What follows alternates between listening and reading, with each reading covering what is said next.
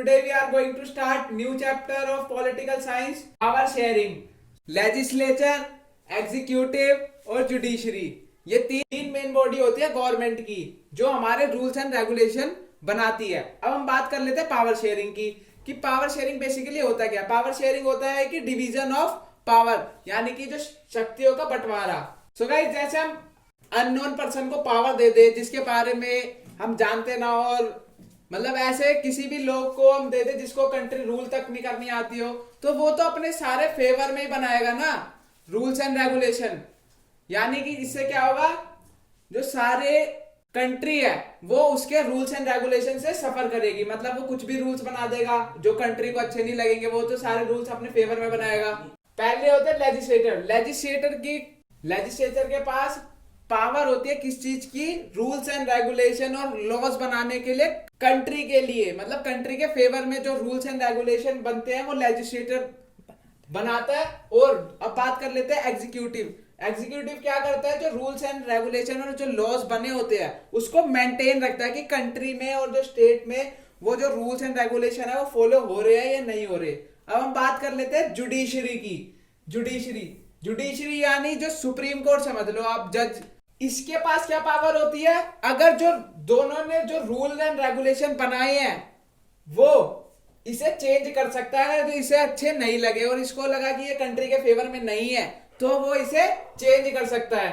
अब ये मैंने आपको इन तीनों की पावर इसलिए एक्सप्लेन करी है क्योंकि इन तीनों की हेल्प से हमारी जो डेमोक्रेसी है वो डिजाइन होती है। ठीक है, डेमोक्रेसी एक ऐसा प्रोसेस है जिसके अंदर लोगों के पास राइट होते हैं, वो अपना लीडर चुनते हैं ताकि वो उनके फेवर में रूल्स एंड रेगुलेशन बना सके और कंट्री को अच्छे से रन करवा सके।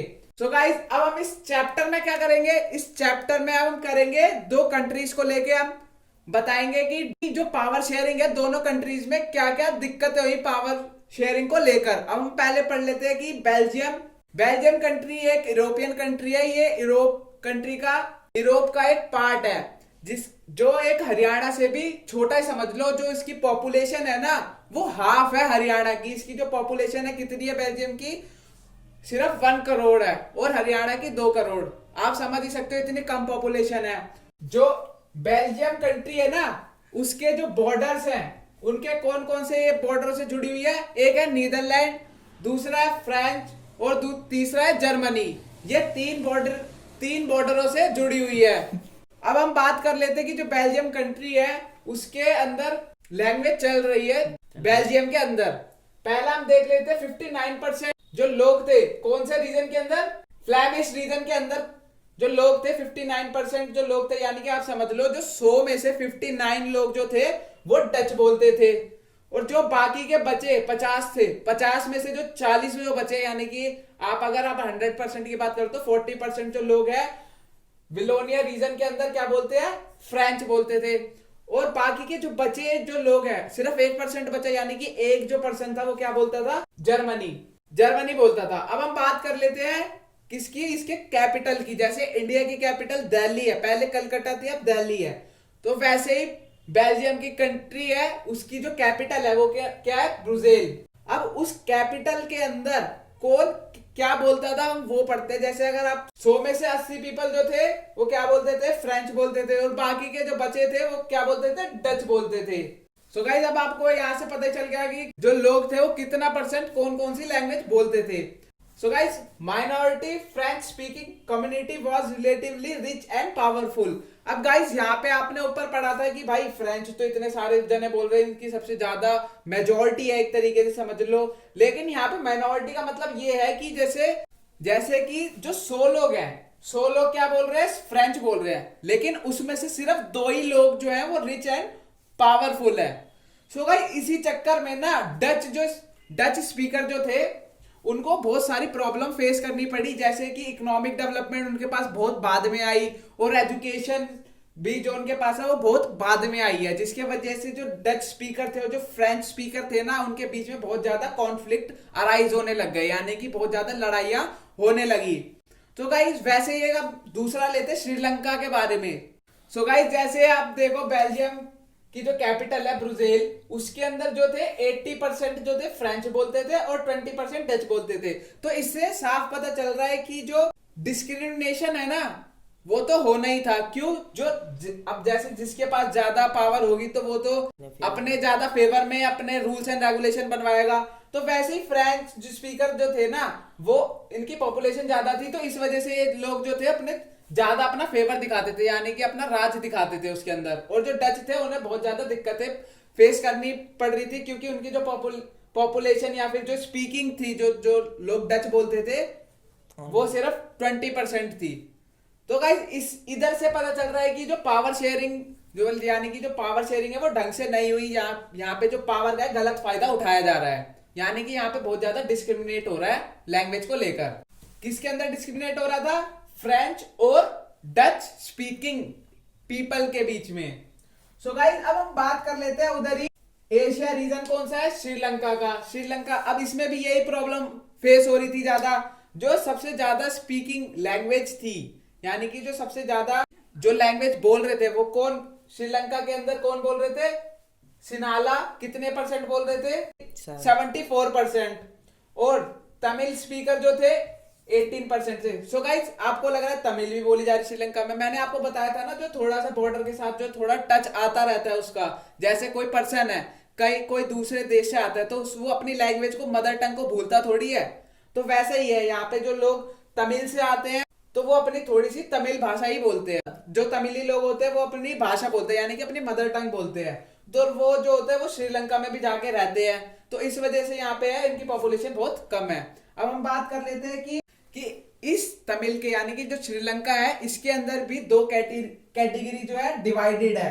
कौन सी? एक है पहली श्रीलंकन तमिल्स और दूसरी है इंडियन तमिल। श्रीलंकन तमिल कौन सी है?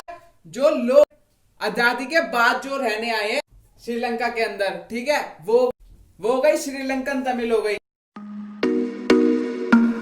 सो गाइस अब हम पढ़ते हैं मेजॉरिटिज्म इन श्रीलंका। मेजॉरिटिज्म का मतलब क्या है? मेजॉरिटिज्म का मतलब है कि जिसके पास एक ज्यादा पावर हो जाती है और जो दूसरी कम्युनिटी को मतलब नीचा दिखाता है, उसका मतलब होता है मेजॉरिटिज्म। अभी श्रीलंका के अंदर क्या मेजॉरिटिज्म था? जब से उसे इंडिपेंडेंस मिली थी, श्रीलंका को कब इंडिपेंडेंस मिली थी? 1948 में। और जब इंडिपेंडेंस मिली थी ना तो उसके बाद जो सबसे ज्यादा पावरफुल थी कौन सी कम्युनिटी थी? सिनालास कम्युनिटी थी। सिनाला कम्युनिटी बहुत ज्यादा उस टाइम पे पावरफुल थी। तो जब पावरफुल थी तो उसने गवर्नमेंट अपनी बनाई, क्योंकि उनकी जो पॉपुलेशन थी, जो वहां पे जो स्पीकिंग जो वहां पे के जो लोग थे वो बहुत ज्यादा सिनाला कम्युनिटी से ज्यादा बिलोंग करते थे, जिसकी ज्यादा पॉपुलेशन उसी की सबसे ज्यादा पावर।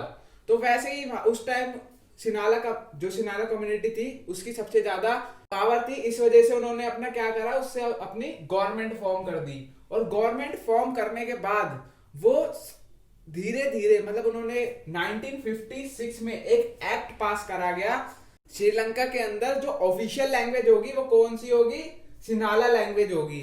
उन्होंने ऑफिशियली ये कर दिया था कि जो ऑफिशियल लैंग्वेज होगी श्रीलंका की कौन सी होगी? सिनाला, और तमिल नहीं, यानी कि तमिल को छोड़ के, यानी कि जैसे होता है ना कि भाई उसके बारे में भी सोच लो, उनके बारे में भी सोच लो। तो उन्होंने ऐसा कुछ नहीं करा, उन्होंने सीधा देखा कि सिनाला कम्युनिटी की ज्यादा है, भाई हमारी ज्यादा पावर है तो हम अपने फेवर में सारे एक्ट बनाएंगे। तो उन्होंने भी ऐसे ही करा था।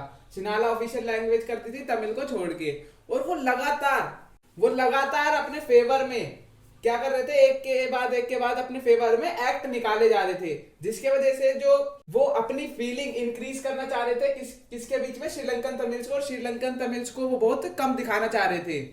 और उन्होंने ये भी एक्ट पास करा था कि ये बना, क्योंकि बेसिकली जो सिनालास थे ना वो बुद्धिज्म से बिलोंग करते थे, तो उन्होंने ये बना दिया था नया लॉ की जो हम सबसे ज्यादा प्रोटेक्शन किसको देंगे? सिनालास को देंगे, और जो फ्रॉस्ट बुद्धिज्म कम्युनिटी को देंगे।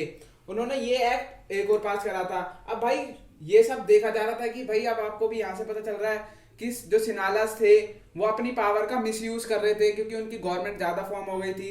तो उससे जो रिजल्ट क्या आया, जो सिनाला और जो रेस्ट ऑफ तमिल कम्युनिटी थी ना उनके बीच में बहुत ज्यादा कॉन्फ्लिक्ट ज्यादा अराइज होने लगे थे। क्यों? क्योंकि वो तमिल जो वहां पे जो रह रहे थे तमिल कम्युनिटी के, वो उनके बारे में सोच ही नहीं रहे थे। वो सिर्फ अपना सिनालास के फेवर में ही अपने रूल्स एंड रेगुलेशन बनाते जा रहे थे। इसके वजह से क्या हुआ, इसके वजह से ये भी हो गया कि भाई उनके बीच में बहुत ज्यादा डिस्क्रिमिनेशन आ गया था। सो गाइस, जैसे आपने देखा कि इनके बीच में बहुत ज्यादा कॉन्फ्लिक्ट अराइज हो गया था। और अब इसके बाद क्या हुआ, जैसे अब आप एग्जांपल ले लो, जैसे अगर मैं आप पे बहुत ज्यादा प्रेशर डालूंगा या फिर आपके फेवर में कुछ एक्शन नहीं लूंगा, आपके जो अगेंस्ट होगा उसके सारे फेवर में एक्शन लूंगा या फिर सब आपको इग्नोर करेंगे, तो आप भी बहुत ज्यादा इरिटेट हो जाओगे ना, मतलब बहुत ज्यादा परेशानी फेस करोगे कि भाई मेरे उसमें क्यों नहीं ले रहा। तो वैसे ही ना तमिल, श्रीलंकन तमिल के साथ भी यही हो रहा था। क्यों? क्योंकि वहां पे जो आपको पता ही है कि जो पॉलिटिकल पार्टी थी, कौन सबसे ज्यादा पावरफुल थी, सिनाला कम्युनिटी की थी, क्योंकि सबसे उस टाइम पे सबसे ज्यादा पावरफुल तो सिनाला ही थी।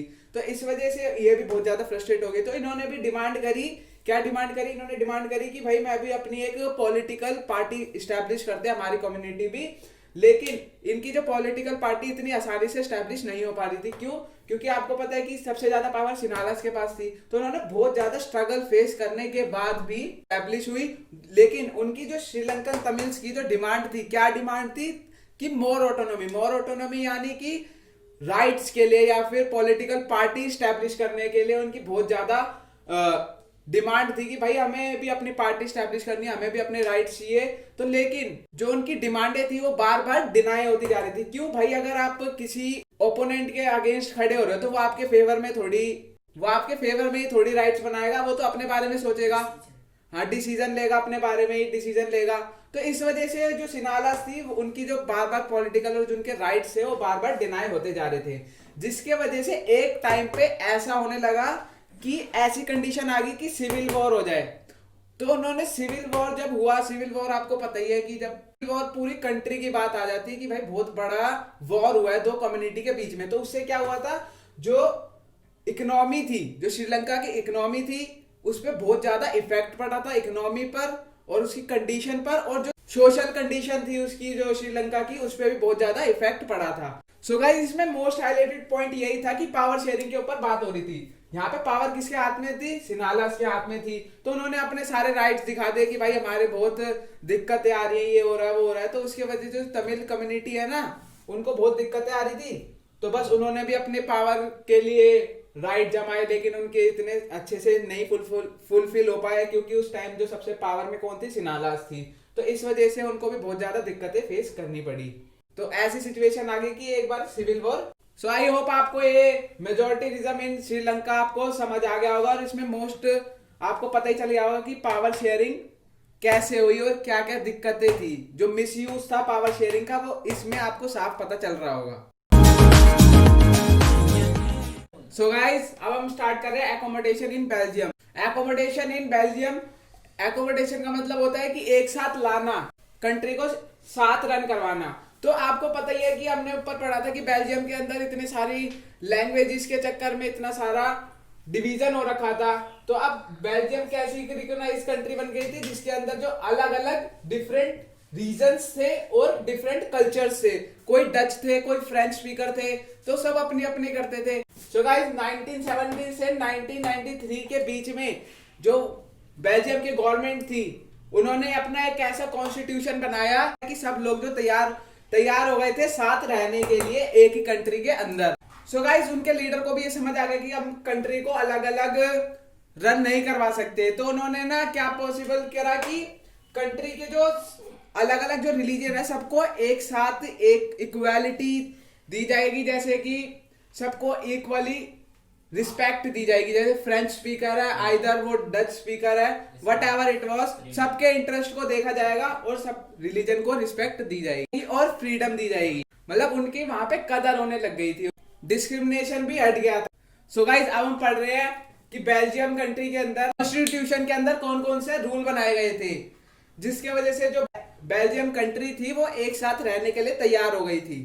सो गाइस, उसमें ये प्रिस्क्राइब या फिर ये लिखा था कि जो नंबर ऑफ डच और फ्रेंच स्पीकर है ना, उसके अंदर मतलब जो सेंट्रल गवर्नमेंट है ना, उसके अंदर इक्वल मिनिस्टर की पोस्टें दी जाएंगी, ठीक है। और जो सेंट्रल और जो बहुत सारी पावर थी ना जो सेंट्रल गवर्नमेंट के पास थी, उन्होंने स्टेट गवर्नमेंट को भी दी। जो उनके पास बहुत सारी पावर थी ना, उन्होंने स्टेट गवर्नमेंट को भी दी।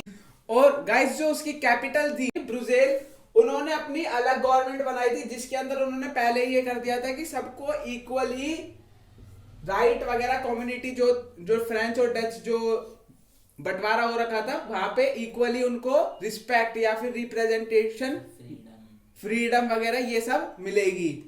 और अपार्ट फ्रॉम, अब हमने पढ़ लिया कि सेंट्रल और स्टेट गवर्नमेंट ने क्या क्या करा। अब उसके उन दोनों को हटा के, सेंट्रल और स्टेट गवर्नमेंट को हटा के, और उधर एक तीसरी गवर्नमेंट थी, वो कौन सी गवर्नमेंट थी? वो कम्युनिटी गवर्नमेंट। और गाइस अब ये तो बात हो गई बेल्जियम की। सो आई होप आपको ये सब समझ आ गया होगा।